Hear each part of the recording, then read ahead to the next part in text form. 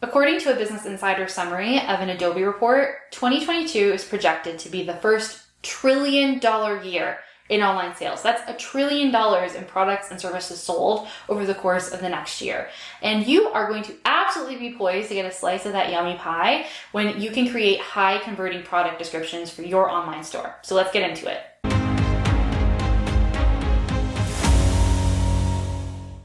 Welcome back to my YouTube channel. My name is Emma. I am the founder of Emma Gibbons Content and Copy, which is a branded copywriting boutique based here in Toronto. Here on the YouTube channel, I really focus on giving you tangible takeaways for how to improve your writing to elevate your business. And in my business, with my team, we also specialize in writing branded copy and content for especially consumer discretionary goods like wine, jewelry, etc., product-based businesses, and sometimes premium service-based businesses. But we're here today to talk to you product-based business owners. In today's video, you're gonna learn how to make each product description researched, personalized, sensory, unique, easy, emotional, accessible, set to upsell, ever improving. Let's start with step one, which is research. Now, you're going to be researching two dominant things. Number one is where your customer is coming from. And that could mean that they are coming from an ad or a retargeting ad because their level of familiarity is quite different at that point. So that's important on its own. If they're not coming from an ad, it could be that they're coming from social media like Instagram. Perhaps you sent them a newsletter and that's where they're coming from. Maybe you sent a direct sales email telling them purchase this, and that's where they come from. So you really want to look at the most common sources that your ideal customers are coming from when they land on your product description page. We're going to talk about how you can make sure that you're writing to a couple of key phases on their journey, right? So if they are being retargeted or you got them a sales email directly, they're probably going to be pretty much ready to go. So you're going to write to them, but we also want to make sure that there's some awareness building in the product description as well. So that way you can warm up people who are just coming there for the first time. The second piece of research that you want to do is to look at real customer voices whenever possible. So an example of this would be if you're selling products that others sell as well. So you're receiving them from the manufacturer and perhaps there's an Amazon store. If so, you've hit a gold mine because you're looking at the reviews. You want to see what language they use to describe what they love about it, the things that you would never have thought of unless you own the product, right? What solutions does it create for them?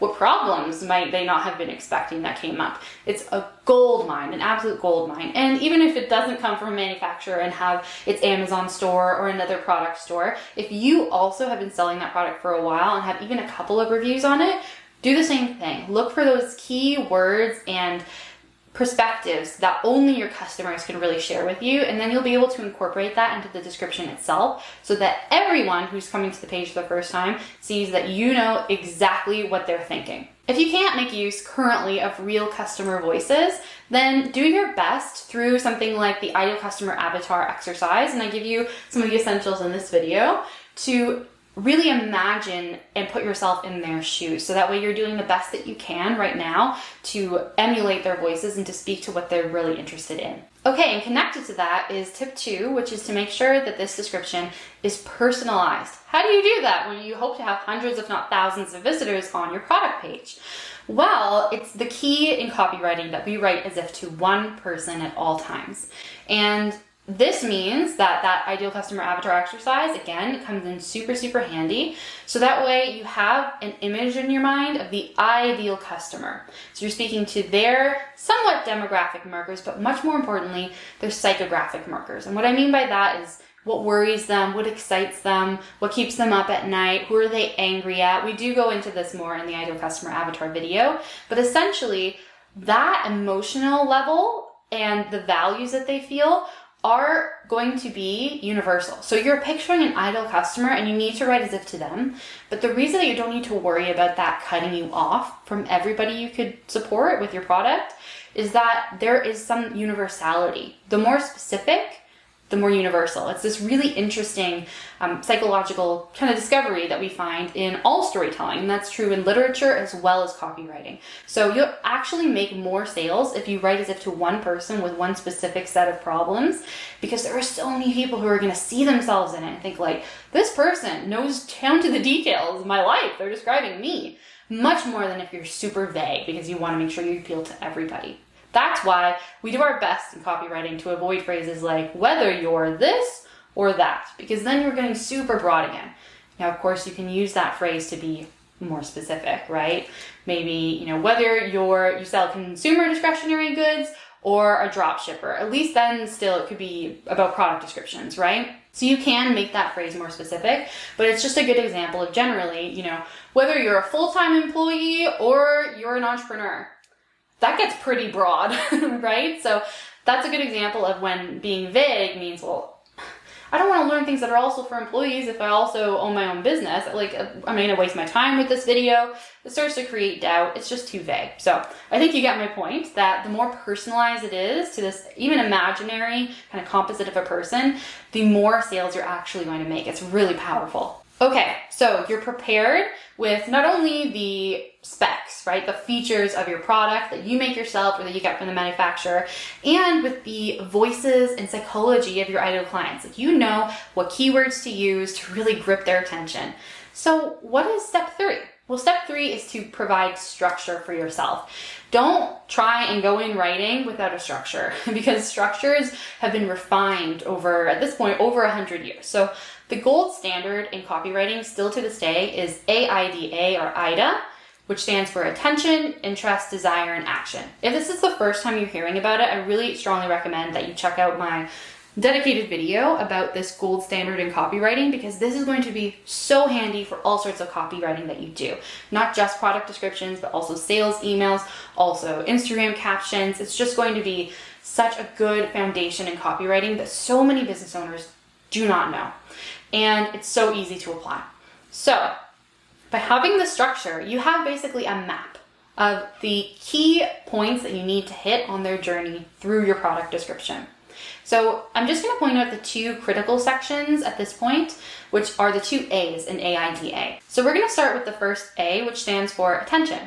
And the way that we grab attention typically in copywriting is through things like specifics, like numbers, emotions, and I would also say kind of separate is curiosity as well. So you might introduce a stat that's like, oh, I didn't realize that, which is actually something I did at the beginning of the video, right? Next year, 2022, is set to be $1 trillion year in sales. That's pretty gripping. And so that's a great way of provoking curiosity that's not necessarily getting into the uncomfortable feelings that controversy does, for example. Another way of provoking curiosity is starting mid-action. So when you open up a book, a lot of them, these are kind of the 3 typical ways.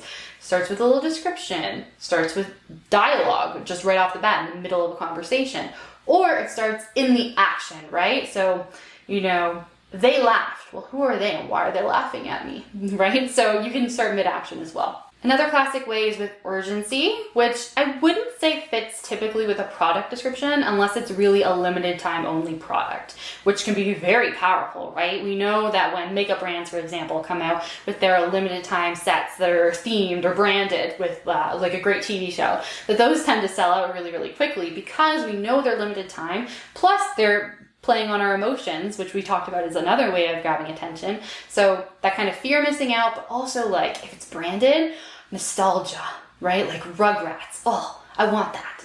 So before we get to the second A, I want to summarize what kind of happens in the middle. Now, like I said, AIDA, there's the I and the D, and then there's all sorts of other letters you can put in the middle there. I actually have my own copywriting formula, which is really AIDA, way updated for the 21st century, because that's actually from the 19th century. Still nice, still a basic foundation, but if you really want to get into the heart of compassionate psychological copywriting, then let me know. Basically, hit the book a call button in the link description, and we can talk about private writing coaching so you can learn things like Armada, my copywriting formula.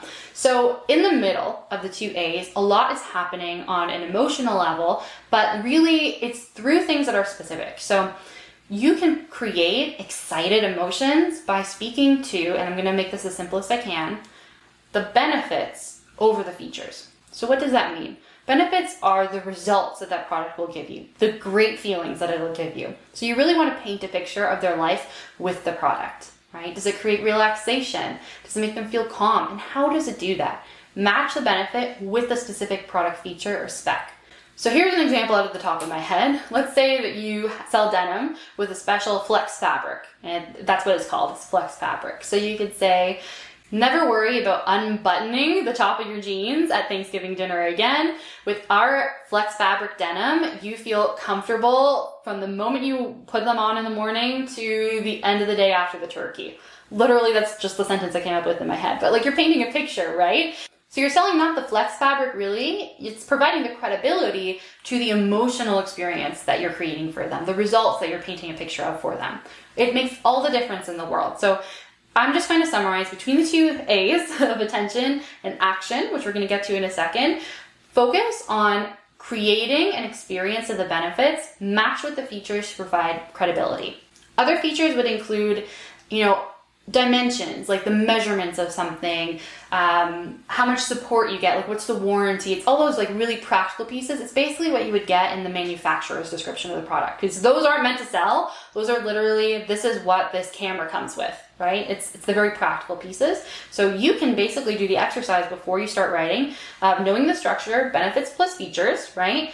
Put a table together, one column's benefits, one column's features, and then for each of the manufacturer's descriptions or your descriptions of the specs, match the experience they'll have on the other side. What results does it give? What emotions does it create?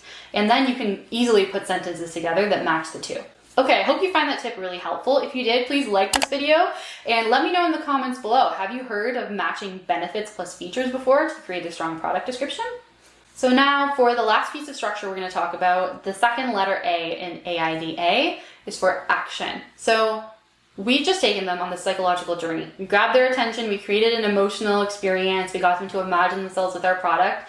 Let's make sure that we're not missing any chance to get them to add this to cart or to buy now by telling them directly what to do next. So one of the ways that we can do this is before you add to cart, make sure you add this matching pair of earrings and you'll create this, etc., etc., etc.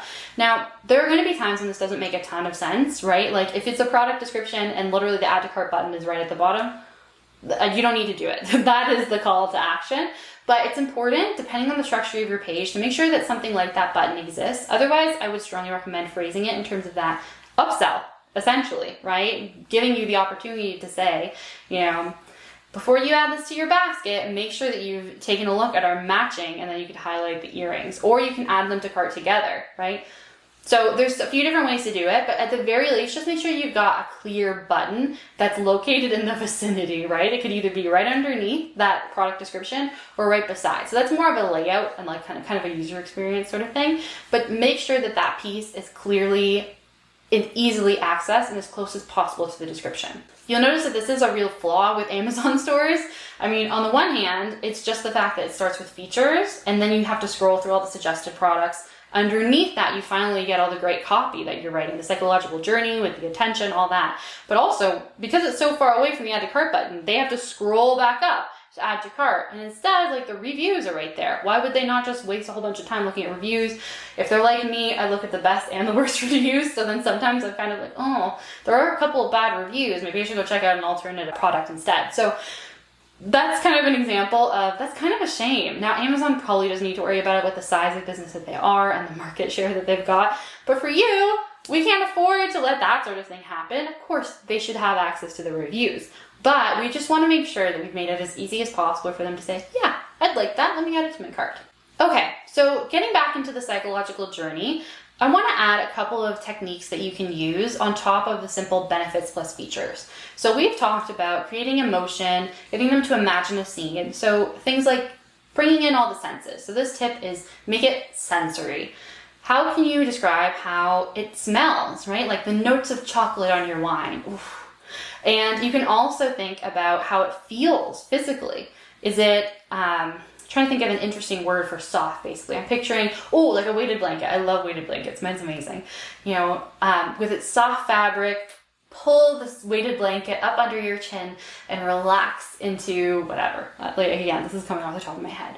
But create that sensory experience. What does it sound like? What does it smell like? You really want to bring them into that scene and create this it's almost like they claim ownership of it in a way. They've had the experience. It's harder to let go after that. The next tip is to make sure that this product description is unique. So especially if you're receiving products from the manufacturer and they have other stockists or storefronts, you want to make sure that the customer knows why they're buying specifically from you. Plus, you know your ideal customer best. And they might be a little different than another store.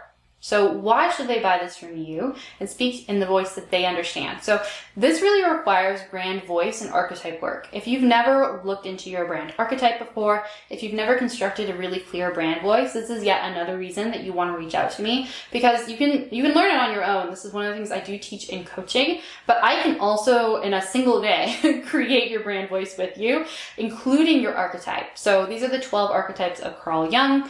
They include things like the lover archetype, the hero, the caregiver, and having this general understanding of why people are drawn to you, what kind of persona across times and cultures does your brand embody. You're able to use specific storytelling techniques and language that really resonates with your people. So like I said, there are Carl Jung's 12, and you can usually find those. You can do some research and figure out which one feels like you. You can start there.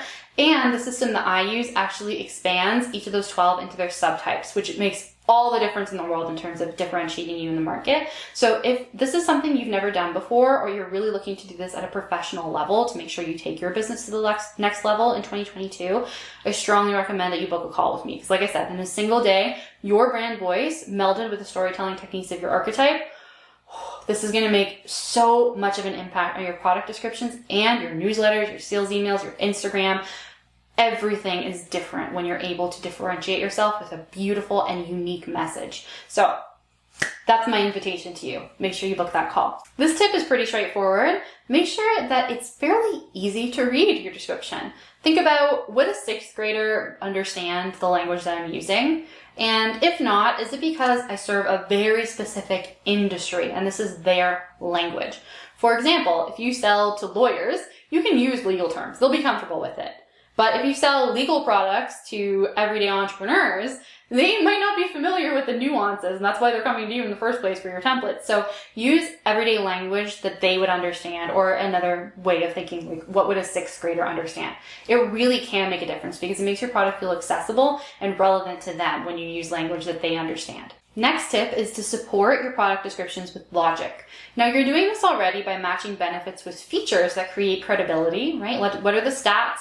What is the unique design that you use? What's proprietary, for example? And you can also do this in other ways, right? You can do this by pulling in facts, stats about the need for this product going into the new year, which is kind of what I'm doing again when we talk about 2022 being $1 trillion year. Why is this relevant to you? And let's say that you don't have a lot of stats to pull from. You don't have a lot of numbered specs that really boost logic and credibility. Utilize testimonials, right? You can actually use testimonials in the product description section itself, in addition to having reviews below. So even if it's just a tester, have their testimonial included in there. And if you can, include their first name, because that, being able to identify the person, even though that's quite broad, right? If you just said Emma, like my name, there's a lot of Emmas out there, but it still creates this level of trust because you're identifying someone associated with those words. Now, we've talked about emotion a few times with the psychological journey in the senses, but I want to draw your attention to another way to make your descriptions emotional, which is to tell the story behind your product. So basically, you want to say how this was conceived, right? So I wrote for a lock company once. You can look them up. They're called 𝐲𝐢𝐻𝐻. And in the storytelling that we created, I really looked into this event that basically they were testing this lock. And the lock withstood hurricane force winds while the actual door did not, right? Like I punched right through the door. So that's incredible. And so I was able to really elaborate on the story. There was a quote from, I'm not sure if the person would be called an engineer, but basically the tester, the fact that they were just blown away by this fact that the lock was perfectly intact. The whole system of the lock was intact. It's a really cool product. So like I said, check it out. But I was able to pull in this really archetypal experience of like this engineer experience of we created a project so powerful that it was able to do this and just surprise even the experts, right? That's a really cool story to tell. You could also tell the story of, what prompted them to do that in the first place, having a family member's house broken into and how that prompted them to really look into this product in the first place. That's an experience we can all kind of relate to in terms of, how awful would that feel to have your privacy invaded like that? And so it depends as well, right? Are we focusing more on the fact that they're innovative?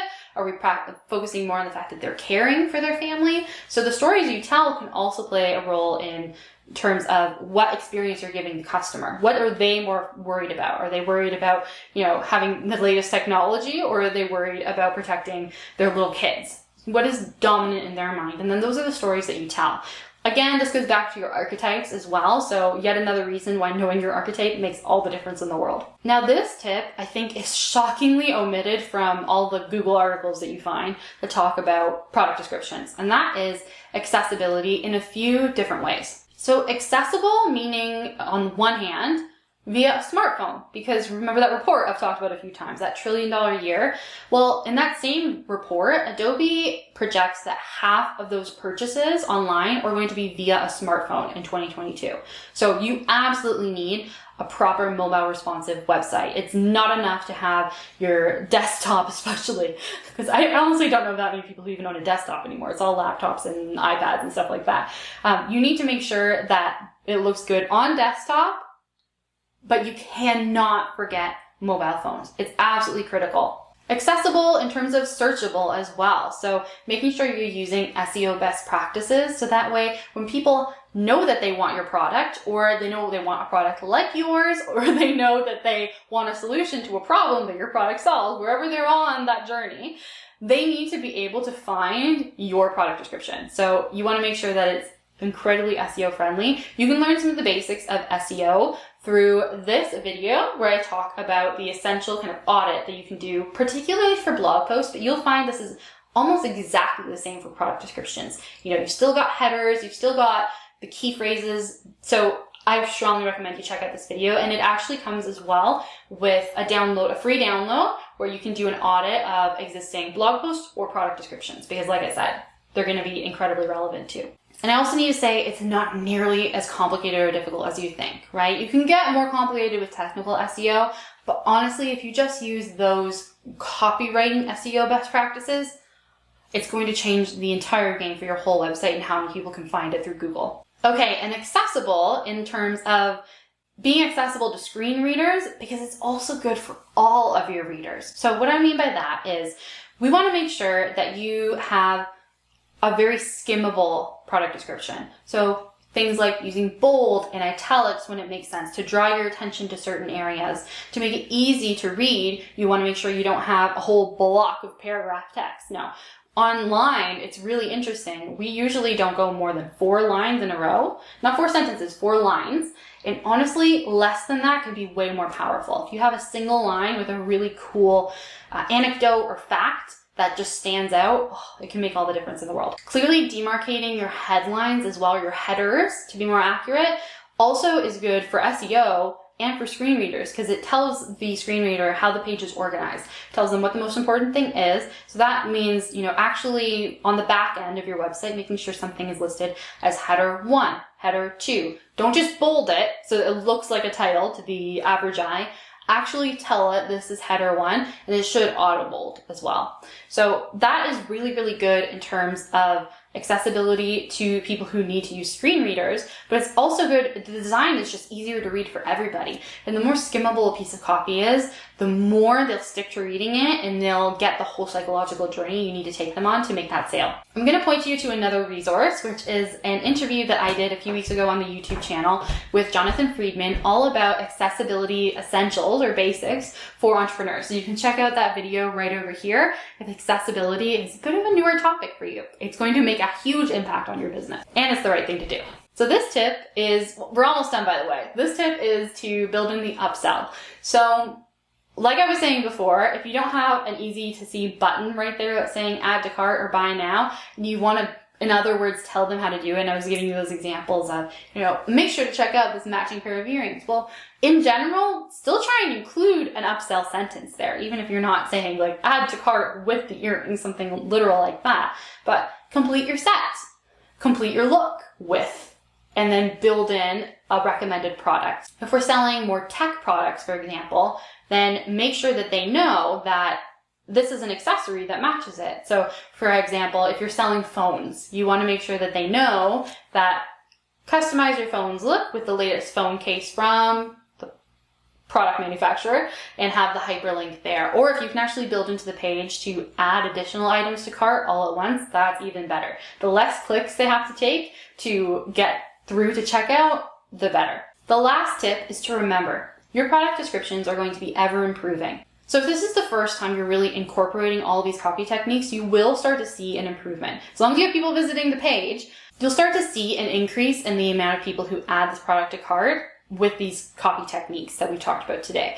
And over time, this will just escalate. You know, as your business visibility grows, as your ability to really refine product descriptions to your customer base grows, it will just be exponential. All right, that brings us to the end of today's video. If you enjoyed learning about all that goes into writing really high converting copy descriptions, then please consider subscribing to this channel for more tips on copywriting to grow your business. So subscribe, hit the notification bell below, and if you liked it, also give this video a thumbs up. It would really mean the world. Are you familiar with all these techniques? Tell me one technique that was new for you today. Was it matching benefits with features? Was it creating a sensory experience? Was it telling a story? Let me know the one that really stood out to you in the comments below. All right, thank you so much for joining me. If you would like to continue learning more about copy for your business, then check out the recommended videos. If not, thank you so much for spending your time with me today, and I will see you next Thursday here on the 𝐬𝐥𝐸𝐺𝐻 YouTube channel.